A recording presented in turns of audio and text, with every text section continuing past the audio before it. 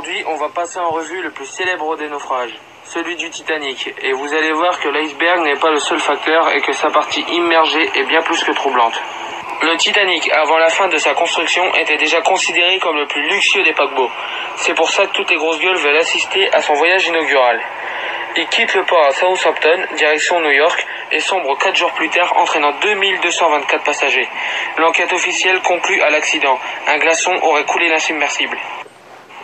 Commençons depuis le début. Le Titanic n'était pas unique. C'était simplement le plus chicose des 3 paquebots de la White Star Line.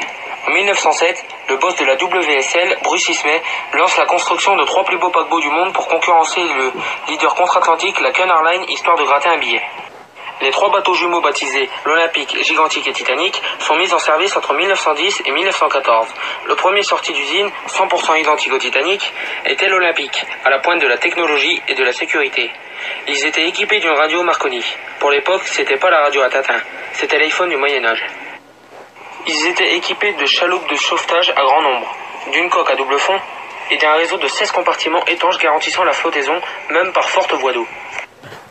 On est d'accord pour dire que le côté étanche, c'était peut-être bien sur le papier, mais le bordel était aussi étanche que le foie de Depardieu. À peine foutu à la flotte, l'Olympique se lance déjà en compétition contre la Cunard Line.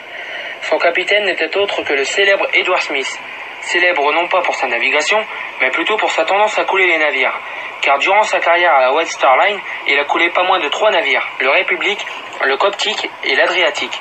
Et à la barre de l'Olympique, lors de sa première traversée, il a manqué de le faire sombrer en accrochant un remorqueur à Manhattan. Quelques jours plus tard, il entre en collision avec un navire militaire, le Hawk. Les dégâts étaient si élevés que la WSL tente un procès en dommages et intérêts avec l'armée, mais elle perd et doit payer la facture de 250 000 livres, plus les réparations de son paquebot. À peine réparé quelques mois plus tard, Smith accroche une épave sous-marine, nécessitant le changement de l'hélice. Remorqué jusqu'au chantier Harland & Wolff, où la construction du Titanic touche à sa fin. Du coup, les ouvriers sont mobilisés pour réparer l'Olympique, si bien que la WSL perd sur les 2 tableaux. L'annulation de la prochaine traversée de l'Olympique et le report du baptême du Titanic. Nous arrivons à la thèse du complot, qui serait une escroquerie à l'assurance. On aurait interverti l'identité des 2 paquebots, pendant qu'ils étaient sur le même chantier. Les faits étranges. Bruce Ismay ordonne qu'une série de fenêtres soit posée sur le pont de la promenade A du Titanic.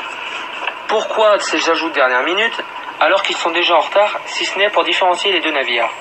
Pourquoi avoir choisi le capitaine Smith, sachant qu'il est capable de faire couler une île? Donc tous les éléments sont réunis pour l'escroquerie. Si l'Olympique sombre en mer sous l'identité du Titanic, la White Star Line pourrait réclamer une indemnité pour son paquebot flambant neuf et une somme beaucoup plus importante que pour l'Olympique. Et le Titanic pourrait entamer un service paisible sous l'identité de son bateau frère. Un autre point étrange, c'est le nombre d'annulations enregistrées pour son premier voyage.